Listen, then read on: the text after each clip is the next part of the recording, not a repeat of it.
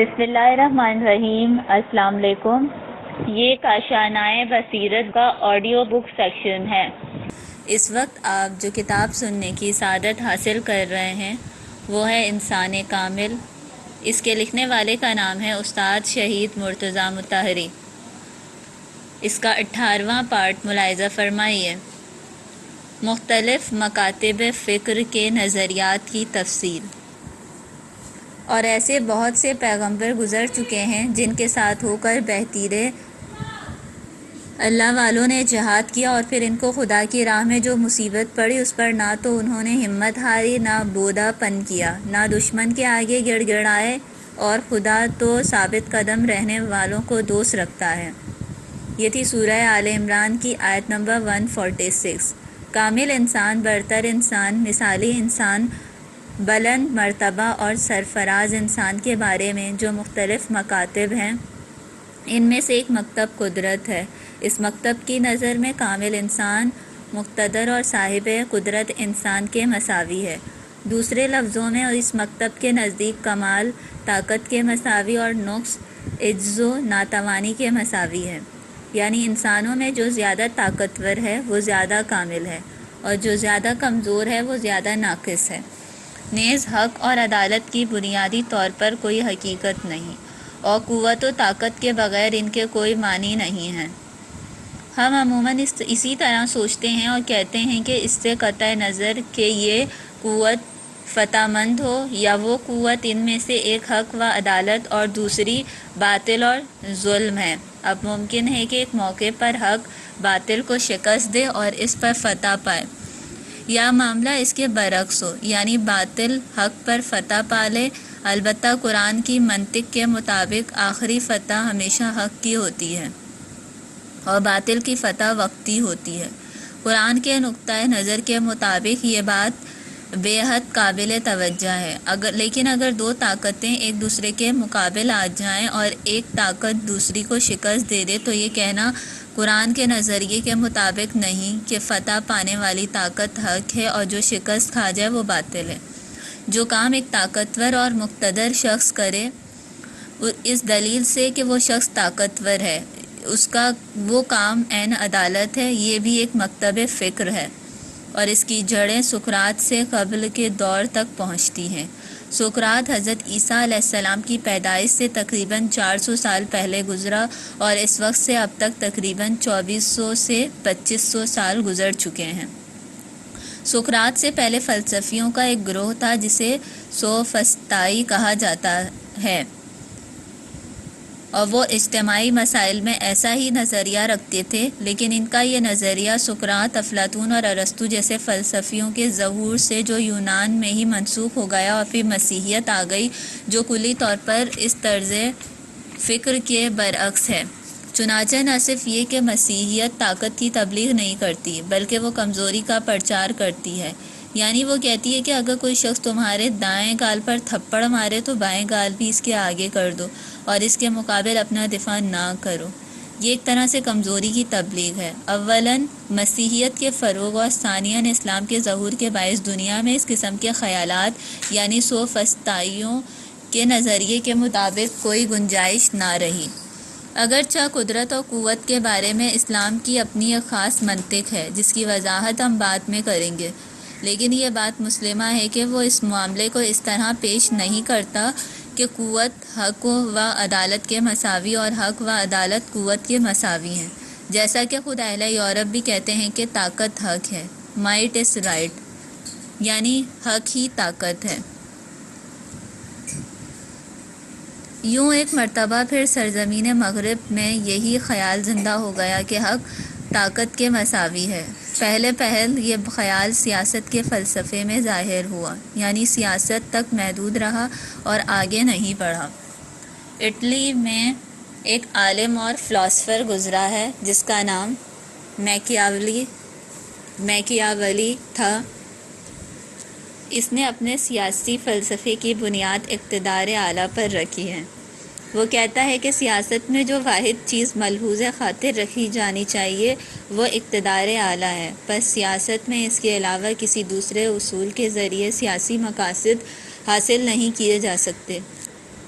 جھوٹ، فریب، مکر، جھوٹی قسمیں، خیانت کرنا، حق سے روگردانی وغیرہ جیسے مسائل کو سیاست میں زیر بحث نہیں لانا چاہیے۔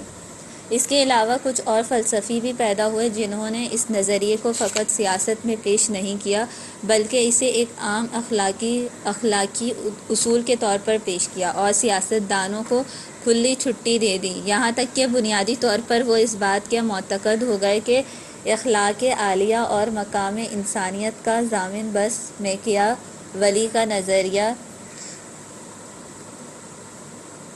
سیادت ہی ہے۔ نیتشے جرمنی کا ایک مشہور فلسفی گزرا ہے جو دنیا کے معروف فلسفیوں میں سے ہے اور اپنی زندگی کے آخری دور میں دیوانہ ہو گیا تھا۔ میرا خیال ہے کہ اس کی طبیعت میں جنون کے آثار شروع ہی سے ظاہر تھے۔ یہ شخص بہت بڑا مصنف ہے۔ اس نے طاقت کو اخلاق کی بنیاد قرار دیا اور طاقت کو ایک عام اخلاقی اصول کے طور پر پیش کیا۔ یہاں ایک تمہید ضروری ہے اور وہ یہ کہ تقریباً 4 صدیاں پہلے یعنی 16ویں صدی عیسوی میں سائنس اور منطق میں ایک انقلاب رونما ہوا ہے۔ دنیا کے عظیم فلسفیوں میں سے ڈیکارٹ فرانسیسی اور بیکن برطانوی 2 ایسے اشخاص ہیں جنہیں جدید علم و دانش کا پیشرو کہا جاتا ہے۔ ان دونوں کا اور بالخصوص بیکن کا علم کے بارے میں ایک نظریہ ہے جس نے علم کے متعلق تمام گزشتہ نظریات کو بدل رکھ دیا۔ یہ نظریہ جہاں علوم کی ترقی اور انسان کے فطرت پر غیر معمولی تسلط کا موجب قرار پایا ہے، وہاں انسانوں کے فاسد اور گمراہ ہونے کا سبب بھی بنا ہے۔ یعنی اسی نظریے نے انسان کو انسان کے ہاتھوں آباد کیا اور اسی نے انسان کو خود انسان کے ہاتھوں برباد اور فاسد کر دیا ہے۔ وہ نظریہ کیا ہے؟ بیکن سے پہلے علم کے بارے میں بنی نوع انسان کے سربرآوردہ اشخاص، فلاسفہ اور بالخصوص بانیان مذاہب نے علم کو قدرت اور طاقت کے حصول کی خاطر نہیں بلکہ حقیقت تک پہنچنے کی خاطر استعمال کیا تھا۔ یعنی وہ بزرگ اور خصوصاً بانیان مذاہب انسان کو علم حاصل کرنے کا شوق دلاتے ہوئے اپنے کلمات میں جس چیز پر زور دیتے وہ یہ تھی: اے انسان، عالم بن اور یہ جان لے کہ علم تجھے حقیقت تک پہنچائے گا۔ علم انسان کی حقیقت تک پہنچنے کا ذریعہ ہے اور اسی بنا پر اس کو تقدس حاصل تھا اور اسے ایک مقدس حقیقت سمجھا جاتا تھا۔ علم انسان کی دنیاوی منفیتوں سے بلند اور مادی امور سے بلندتر تھا، چنانچہ علم کو ہمیشہ مال و دولت کے مقابلے پر رکھا جاتا تھا کہ آیا علم بہتر ہے یا مال۔ چنانچہ ہم دیکھتے ہیں کہ ہماری فارسی اور عربی دونوں زبانوں کی ادبیات میں یہ موازنہ کیا گیا اور علم کو دولت پر ترجیح دی گئی۔ جیسا کہ ایک شاعر نے کہا ہے: علم دادن با ادریس و با قارون نہ رر وسیم، آن یکی زیر زمین و آن دیگری فوق فلک۔ حضرت ادریس علیہ السلام کو علم دیا گیا اور وہ اس کی برکت سے آسمان پر پہنچ چکے ہیں۔ ادھر قارون کو سونا چاندی ملا اور وہ اس کی نحوست کے ساتھ زمین میں دھنس گیا تھا۔ امیر المومنین امام علی علیہ السلام نے بھی علم اور مال کے درمیان موازنہ کیا اور علم کو مال پر ترجیح دی ہے۔ یعنی آپ علم کو ہمیشہ ایک مقدس چیز سمجھتے تھے اور اسے مادی امور اور مادی فوائد سے بلندتر گردانتے تھے۔ کمیل علم کی شناسائی ایک دین ہے جس کی ابتدا کی جاتی ہے۔ اس سے انسان اپنی زندگی میں دوسروں سے اپنی اطاعت منواتا ہے اور مرنے کے بعد نیک نامی حاصل کرتا ہے۔ یاد رکھو کہ علم حاکم ہوتا ہے اور مال محکوم۔ جس نے مجھے ایک حرف بھی سکھایا مجھے اپنا غلام بنا لیا۔ آپ قرآن مجید کو بھی دیکھیں کہ اس نے علم اور اس کی تقدیس کو کس شان سے بیان کیا ہے۔ علاوہ ازیں حضرت آدم علیہ السلام کی خلقت، آپ کو اسماء کی تعلیم، ان کا علم کہ جس سے فرشتے بھی بے خبر تھے اور فرشتوں کا انہیں سجدہ کرنا بھی ملاحظہ کریں۔ جب ہم نے فرشتوں سے کہا کہ آدم کو سجدہ کرو تو سب کے سب جھک گئے، مگر شیطان نے انکار کیا، غرور میں آ گیا اور کافر ہو گیا۔ یہ تھی سورہ بقرہ کی آیت نمبر 34۔ اے ملائکہ، اے فرشتوں، آدم کو سجدہ کرو، کیونکہ آدم وہ چیز جانتا ہے جو تم نہیں جانتے ہو۔ لیکن پھر وقت آ گیا کہ جب بیکن اٹھا اور اس نے کہا علم انسان کے لیے تفریح کا ذریعہ ہے۔ یہ کہنا کہ علم کے پیچھے اس لیے جائیں کہ ہم حقیقت کو دریافت کرنا چاہتے ہیں، اور حقیقت کا دریافت کرنا بجائے خود ایک مقدس چیز ہے، یہ بات صحیح نہیں ہے، بلکہ انسان کو چاہیے کہ علم کو زندگی کی خدمت پر لگا دے۔ اور اچھا علم وہی ہے جو انسان کے کاروبار زندگی میں مددگار ثابت ہو، وہ انسان کو طاقت دے اور انسان کو فطرت پر مسلط کر دے۔ یہی وجہ ہوئی کہ علم نے اپنا آسمانی اور روحانی پہلو زمینی اور مادی پہلو کے سپرد کر دیا، یعنی علم اور تحقیق کا راستہ بدل گیا اور ان کا رخ زیادہ سے زیادہ فطرت کے اسرار و رموز دریافت کرنے کی جانب مڑ گیا۔ کس لیے؟ اس لیے کہ انسان فطرت پر مسلط ہو جائے۔ چلیے وہ فطرت پر مسلط ہو گیا تو اس کا نتیجہ کیا ہوگا؟ اس کا نتیجہ یہ ہوگا کہ وہ بہتر طور پر زندگی بسر کرے گا۔ اس کے معنی یہ ہیں کہ وہ زندگی کے لیے زیادہ سہولتیں فراہم کرے گا۔ ہاں، تو اس نظریے نے ایک لحاظ سے بنی نوع انسان کی بہت ہی عظیم خدمت انجام دی، کیونکہ علم اس کائنات کے اسرار و رموز دریافت کرنے کے راستے پر لگ گیا، تاکہ انسان فطرت پر تسلط حاصل کرے اور اس سے بہرہ مند ہو۔ اس پہلو سے دیکھا جائے تو علم نے یہ جو کچھ کیا بہت اچھا کیا ہے، لیکن اس کے ساتھ ہی علم نے اپنی تقدیس اور اپنا اعلیٰ مقام کھو دیا ہے۔ اس وقت بھی علوم دینیہ کے جو طلبہ پرانے تعلیمی مراکز میں قدیم معیارات کے مطابق تعلیم پا رہے ہیں، ان کے نزدیک علم کی وہی قدر و قیمت ہے جو مثلاً کتاب آداب المتعلمین اور کتاب منیت المرید میں بیان کی گئی ہے۔ ان کتابوں میں روایات، احادیث اور ایسی چیزیں موجود ہیں جن کے مطابق علم ایک مقدس اور پاکیزہ چیز ہے۔ ان روایات و احادیث میں حکم دیا گیا ہے کہ جب ہم کسی علمی مرکز میں سبق لینے جائیں تو ہمیں وضو کر کے اور پاک ہو کر جانا اور تعلیم حاصل کرنا چاہیے۔ وہاں کے استاد اور معلم طلبہ کے نزدیک ایک خاص احترام اور جلال کے حامل ہیں، انہیں ایک خاص تقدس حاصل، اور وہ طلبہ واقعی دل کی گہرائیوں سے استاد کا ادب کرتے ہیں۔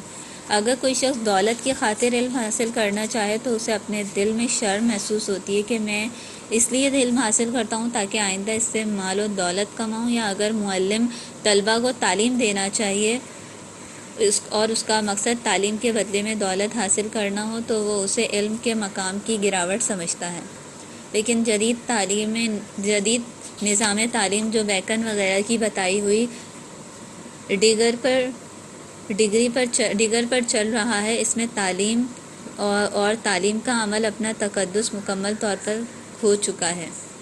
ایک طالب علم جب علم حاصل کرنا چاہتا ہے تو اس کے نزدیک یہ آئندہ زندگی میں دولت کمانے کی تیاری کا عمل ہوتا ہے۔ اس روش کے مطابق اگر ایک شخص اسکول یا یونیورسٹی میں جاتا ہے تاکہ پڑھ لکھ کر ڈاکٹر یا انجینئر بن جائے اور بہتر زندگی کا سامان فراہم کرے، یا ایک شخص بازار میں جاتا ہے تاکہ ایک تاجر کا شاگرد بن کر دولت فراہم کرے، یا ایک شخص بازار میں ایک تاجر کا شاگرد بن کر دولت کمانے کے قابل ہو جائے، تو ان دونوں میں کوئی فرق نہیں ہے، کیونکہ وہ بھی روپے پیسے کے پیچھے جاتا ہے اور یہ بھی روپے پیسے کے پیچھے جاتا ہے۔ وہ اپنے معلم کے بارے میں بھی کچھ اس انداز سے سوچتا ہے کہ یہ صاحب ہر مہینے اتنی ساری فیس لے لیتے ہیں، اور فیس کی ادائیگی کے بارے میں اسے یہ الفاظ کہنے بھی چاہیے، جیسا کہ عملی طور پر بھی ہم دیکھتے ہیں۔ اور کوئی عجب نہیں کہ ایک شاگرد پیٹھ پیچھے اپنے استاد کو چند گالیاں دینے میں کوئی شرم محسوس نہ کرے، اور اس کے لیے یہ کوئی بڑی بات نہیں ہے۔ بیکن آیا اور اس نے کہا علم طاقت کے لیے ہے، علم اس لیے ہے کہ طاقت کی خدمت کرے، دانائی صرف توانائی کے لیے ہے، کسی اور چیز کے لیے نہیں۔ ابتدا میں تو اس نظریے کے برے اثرات ظاہر نہیں ہوئے، لیکن بتدریج جب انسان علم سے فقط طاقت چاہنے لگا تو نوبت یہاں تک آ پہنچی کہ ہر چیز قدرت اور طاقت کی خدمت میں لگ گئی۔ اس وقت دنیا کا پہیہ اسی محور پر گھوم رہا ہے کہ علم مکمل طور پر طاقتوں کی خدمت میں لگا ہے۔ دنیا میں علم کبھی بھی اتنا قیدی نہیں بنا اور طاقتوروں کی خدمت میں نہیں جتا رہا جتنا آج ہے، یعنی دنیا کے صاحبان علم طاقتوروں کے قیدی ہیں۔ مثلاً آئنسٹائن کو لیجئے، اس کا علم کس کی خدمت میں ہے؟ وہ روز ویلٹ کی خدمت میں ہے، یعنی آئنسٹائن روز ویلٹ کا خادم بن گیا ہے، اور یہ اس کے بس کی بات نہیں کہ خادم بنے یا نہ بنے۔ علم امپیریلزم کے کیمپ میں ہو یا سوشلزم کے کیمپ میں، اس سے کوئی فرق نہیں پڑتا، کیونکہ اس وقت وہ ہر جگہ طاقت کی خدمت میں مصروف ہے۔ یہ علم نہیں بلکہ طاقت ہے جو اس دنیا پر حکم نہیں چلا رہی ہے۔ اس لیے آج کل ہمارا یہ کہنا کہ ہماری دنیا علم کی دنیا ہے، ہمیں اس بات میں تھوڑی سی تصحیح کر لینی چاہیے۔ ہماری دنیا علم کی نہیں بلکہ طاقت کی دنیا ہے، یعنی علم ہے لیکن آزاد نہیں۔ یہ علم طاقت اور جبر کی خدمت میں مصروف ہے، لہٰذا دنیا میں جو اختراع یا انکشاف ہوتا ہے اسے طاقت کی خدمت پر لگا دیا جاتا ہے، اور اس کے ذریعے انسانوں کو قتل کرنے کے لیے خطرناک اسلحہ تیار کیا جاتا ہے۔ یعنی علم پہلے وہاں جاتا ہے اور پھر کچھ بچ جائے تو انسان کے دوسرے کاموں کی خدمت میں صرف کیا جاتا ہے۔ اس کا مطلب یہ ہے کہ جو انکشاف بھی ہوتا ہے، سوائے اس کے جو اس کے کام کا نہ ہو وہ طاقت کی خدمت میں ہی جاتا ہے۔ اگر وہ طاقت کے کام کا ہو تو پہلے اسے وہیں لے جایا جاتا ہے، اور جب تک ضروری ہو اسے خفیہ رکھا جاتا ہے، کیونکہ طاقت کو اس کی حاجت ہوتی ہے۔ جب وہ یہاں ضرورت سے زائد ہو جاتا ہے تو پھر اسے زندگی کے دوسرے شعبوں کی خدمت میں بھیج دیا جاتا ہے۔ جو راستہ بیکن نے اختیار کیا ہے وہ لازمی طور پر اس راستے سے جا ملتا ہے جو نتشے اور میکیاولی نے، بالخصوص جو کچھ نتشے نے بتایا تھا۔ ایک اور نظریہ بھی دنیا میں پیدا ہوا اور وہ نتشے کے لیے ایک اور سہارا بن گیا۔ وہ ڈارونزم کے اصول میں سے ایک اصول تھا۔ خود ڈارون ذاتی طور پر ایک متدین عیسائی تھا، اور وہ ایک ایسا آدمی نہیں تھا جو خدا کا مخالف ہو، وہ ایک مذہبی آدمی اور مخلص عیسائی تھا۔ اس کی سوانح حیات میں لکھا ہے کہ جان کنی کے عالم میں اس نے عیسائیوں کی مقدس کتاب اپنی چھاتی پر رکھی ہوئی تھی اور اسے بھینچ رکھا تھا۔ وہ خود بھی اپنے صریحی کلمات میں خدا کے وجود کا اقرار اور اعتراف کرتے ہوئے مسیح علیہ السلام سے اپنی عقیدت کا اظہار کرتا، لیکن اس کے باوجود دنیا میں ڈارون کے اصولوں سے ازحد غلط فائدہ اٹھایا گیا، اور شاید وہ خود بھی نہیں چاہتا تھا کہ ایسا ہو، مگر ہو گیا۔ مادہ پرستوں نے ڈارون کے اصول ارتقاء کو خدا کی ہستی سے انکار کا ذریعہ قرار دیا، اور یہ بجائے خود ایک داستان ہے۔ فلسفے سے ایک اور غلط فائدہ اخلاق، یعنی ایک مثالی برتر اور کامل انسان کی تعبیر کے بارے میں اٹھایا گیا، کیونکہ اس کا ایک اصول تنازع بقا یعنی اپنی جنگ کی خاطر جنگ بھی تھا۔ ڈارون نے جن 4 اصولوں کی بنیاد رکھی، ان میں سے ایک حب ذات ہے، یعنی ہر حیوان اپنی ذات سے محبت کرتا ہے اور اس کی حفاظت کرنے کی کوشش کرتا ہے۔ دوسرا تنازع بقا کا اصول ہے، یعنی اس نے کہا کہ اس دنیا میں زندگی کی بنیاد تنازع بقا پر ہے۔ جاندار ہمیشہ ایک دوسرے کے ساتھ جنگ کی حالت میں ہیں، اور جو زیادہ طاقتور ہے وہ باقی رہتا ہے۔ انہیں فطرت کی چھلنی میں پھٹکا جاتا ہے، یہ جنگ فطرت کی چھلنی ہے اور اس میں مسلسل چھانا جاتا ہے۔ اس جنگ میں جو حیوانات ایک دوسرے کے خلاف ہمیشہ لڑتے رہتے ہیں اور فطرت ان کو چھانٹتی ہے، ان میں سے جو بہتر ہو اسے بقا کے لیے چن لیتی ہے، یعنی اس کو جس نے جنگ میں اپنی بہتر حفاظت کی ہو اور حریف کو ختم کر دیا ہو۔ اب ڈارون کے اس اصول پر اعتراضات کیے گئے ہیں، جن میں سے ایک یہ ہے کہ موجودات باقی رہتے ہیں، لیکن اس کی وجہ بقا کے لیے قوی یا بہتر ہونا نہیں ہے۔ اس کے باوجود نتشے نے اس اصول سے نتیجہ اخذ کیا اور کہا ہے کہ تمام موجودات حتیٰ کہ انسان میں بھی تنازع بقا زندگی کا بنیادی اصول ہے، چنانچہ وہ انسان جو زیادہ طاقتور ہو باقی رہتا ہے اور اسے باقی رہنا بھی چاہیے۔ پھر اس نے یہ بھی کہا ہے کہ فطرت برتر انسان کی جانب سفر کرتی ہے، اور یہ وہی چیز ہے جس سے ہم کامل انسان مراد لیتے ہیں۔ تاہم وہ کہتا ہے برتر انسان، سپر انسان اور کامل انسان کو کسی آئندہ وقت پر وجود میں آنا چاہیے۔ ہم اس سے سوال کرتے ہیں کامل انسان سے کیا مراد ہے؟ وہ کہتا ہے زیادہ طاقتور انسان اور ایسا انسان جس میں ضعیف پرور اخلاق ہرگز موجود نہ ہوں۔ اس کی نظر میں ضعیف پرور اخلاق کون سے ہیں؟ یہ وہی ہیں جنہیں ہم آج کل محبت کرنا، مہربانی کرنا، احسان کرنا اور خدمت خلق کرنا کہتے ہیں۔ وہ مزید یہ کہتا ہے کہ یہ اخلاق نہیں ہے کیونکہ انہوں نے ابو البشر کو بلندی سے زمین کی پستی میں پہنچایا۔ یہی ہیں جو انسان کے ارتقاء میں مانی ہیں اور یہی ہیں جو برتر انسان، طاقتور انسان اور زیادہ کامل انسان کے ظاہر ہونے میں مانی ہیں۔ کامل انسان وہی ہے جس میں کمزوری کی علامتیں اور وہ چیزیں جنہیں ہم کمال شمار کرتے ہیں موجود نہ ہوں، لہٰذا وہ سقراط کا بھی دشمن ہے اور مسیح کا بھی دشمن ہے۔ وہ کہتا ہے سقراط نے اپنے اصول اخلاق میں عفت، پاکیزگی، عدالت اور مہربانی وغیرہ کی تعلیم دی تو اس نے بہت برا کیا، بلکہ اس کے نظریے کے مطابق سقراط سے بھی بدتر حضرت عیسیٰ علیہ السلام، جنہوں نے محبت اور مہربانی کے ضمن میں یہ سب کچھ کہا ہے، یہ انسان کی کمزوری کے نکات ہیں، اور انسان اسے جس قدر دوری رکھتا ہو اتنا ہی کمال کے زیادہ قریب ہوتا ہے، کیونکہ کمال کے معنی توانائی اور نقص کے معنی ناتوانی کے ہیں، اور یہ چیزیں نقص سے پیدا ہوتی ہیں۔ یہاں ہم دیکھتے ہیں کہ اصل بات صحیح راستے سے کہاں تک ہٹ گئی ہے۔ زیادہ وضاحت کی خاطر ہم ان کے کچھ اقوال بیان کرتے ہیں جو تاریخ فلسفہ کی اکثر کتابوں میں نقل ہوئے ہیں۔ میں نے فروغی کو دوسرے سے بہتر پایا ہے، لہٰذا میں آپ کی خاطر وہ اقوال پیش کرتا ہوں جو فروغی نے نقل کیے ہیں۔ چنانچہ وہ اپنی کتاب سیر حکمت دراروپا میں کہتا ہے دنیا کے تمام اہل دانش نے خود پرستی کو برا اور دوسروں پر شفقت کو اچھا سمجھا اور نفس کی کمزوری اور عیب گردانا ہے۔ چونکہ مسئلہ بحث طلب ہے اور اس لیے ہمیں چاہیے کہ اس بارے میں گفتگو کرنی چاہیے کہ آیا شفقت اور مہربانی نفس کی کمزوری ہے یا نہیں۔ اس نے شوپنہاور کے اس عقیدے کی تصدیق کی ہے کہ دنیا میں بنیادی چیز زندگی کی خواہش ہے، لیکن اس خیال کی مخالفت کی ہے کہ زندگی کی خواہش بری چیز ہے۔ چنانچہ وہ کہتا ہے کہ وجود زندگی کا طالب ہے اور ایسا ہونا بھی چاہیے۔ زندگی کی یہ طلب بالکل درست ہے اور زندگی کی خواہش در حقیقت طاقت کی خواہش ہے۔ ڈارون کی آراء میں سے نیتشے نے بقا کی کوشش کو قبول کر لیا ہے اور اسے تنازع کے معنوں میں لیا ہے۔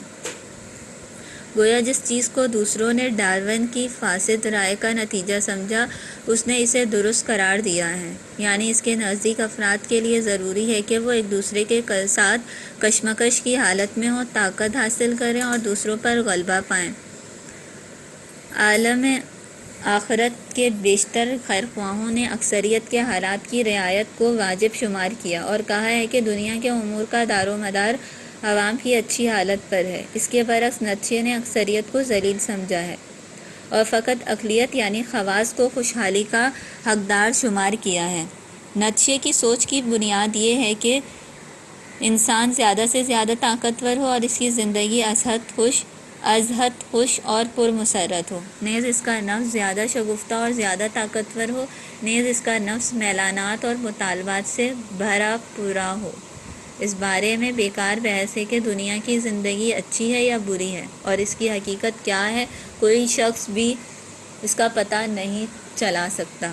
بعض لوگ کہتے ہیں بہتر ہوتا ہے کہ ہم دنیا میں آئے ہی نہ ہوتے، مجھے علم نہیں، شاید ایسا ہی ہو، لیکن میں یہ جانتا ہوں کہ یہ اچھا ہوا یا برا ہوا۔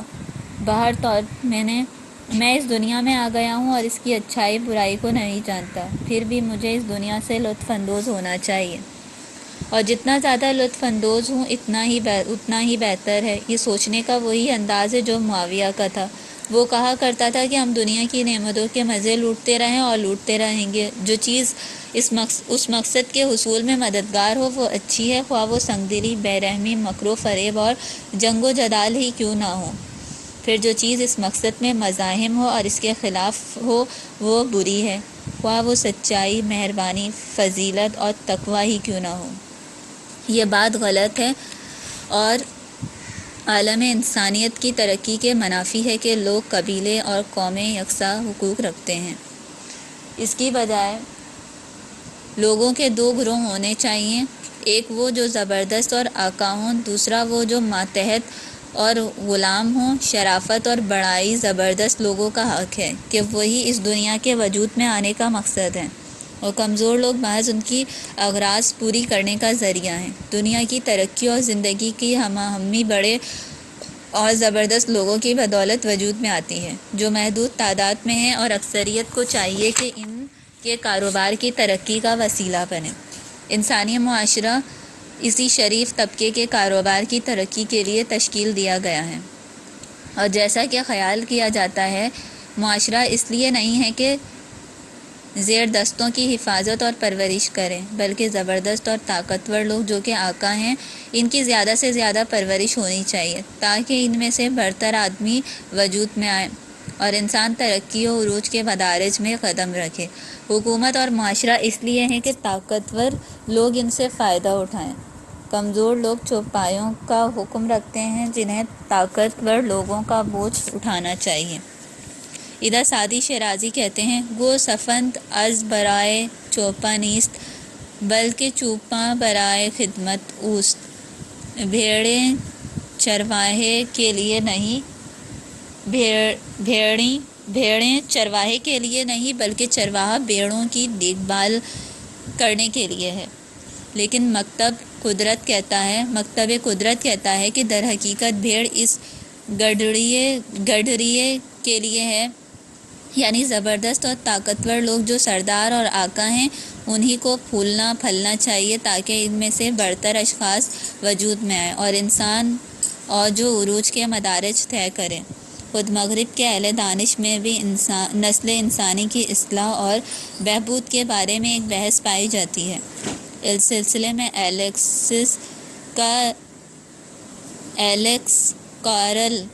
ایلیکس کارل نے اپنی کتاب انسان موجود نہ شناختہ کے آخر میں اسی اصول کو اختیار کیا اور کہا ہے کہ نسلوں کی اصلاح ہونی چاہیے، بلکہ اس کا نظریہ تو یہ ہے کہ دنیا کے کمزور انسانوں کو سرے سے تولید نسل کا حق ہی نہیں دینا چاہیے۔ لوگ اب تک جن اخلاقی اصولوں کی پیروی کر رہے ہیں وہ عام لوگوں اور اکثریتی طبقے یعنی زیر دستوں کے مفاد کی خاطر ترتیب دیے گئے ہیں اور زبردستوں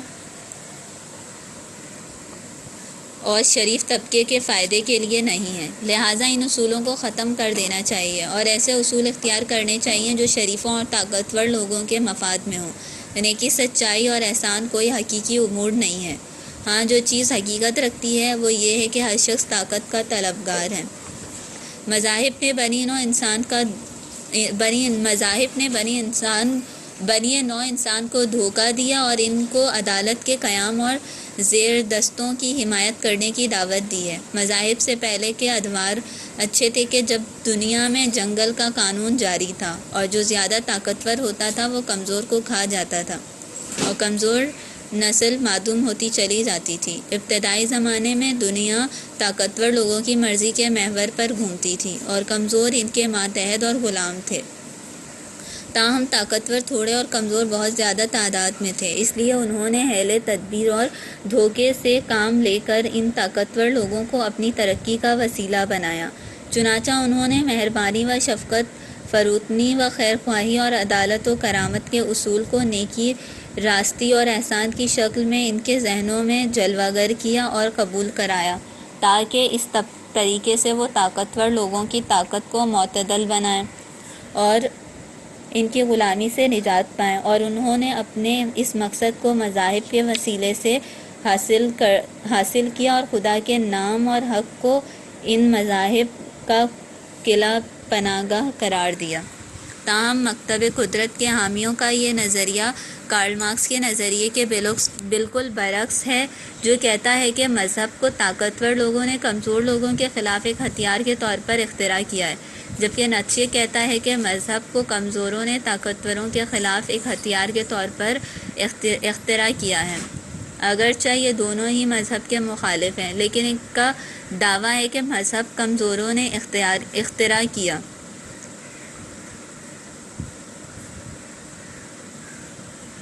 کیونکہ یہ اپنے آپ کو طاقتوروں کا طرفدار سمجھتا ہے، مگر وہ دوسرا جو اپنے آپ کو کمزوروں کے طرفدار کے طور پر پیش کرتا ہے۔ اس کا دعویٰ ہے کہ مذہب کو طاقتوروں نے اختراع کیا ہے تاکہ کمزوروں کی شورش پر قابو پا سکیں، اور پھر وہ سقراط، بدھ اور مسیح پر اعتراض کرتا ہے۔ وہ کہتا ہے مسیحی اخلاق غلامی کا اخلاق ہے اور اس نے آقائی کے اخلاق کو تباہ کر دیا ہے۔ انسانی برداری، برابری اور صلح طلبی نیز عورتوں اور مزدوروں کے حقوق کی رعایت اور ایسی ہی دوسری باتیں جو آج کل کہی جا رہی ہیں، ان کا ماخذ مذہب ہے، جو دھوکے، فریب اور کمزوری اور انحطاط کا موجب ہے۔ ان اصولوں کو ترک کر دینا چاہیے اور آقائی کی زندگی کے اصول اختیار کرنے چاہیے۔ خدا اور آخرت کی زندگی کا ذکر نہیں کرنا چاہیے اور مہربانی اور رقت قلب کو دل سے اکھاڑ پھینکنا چاہیے۔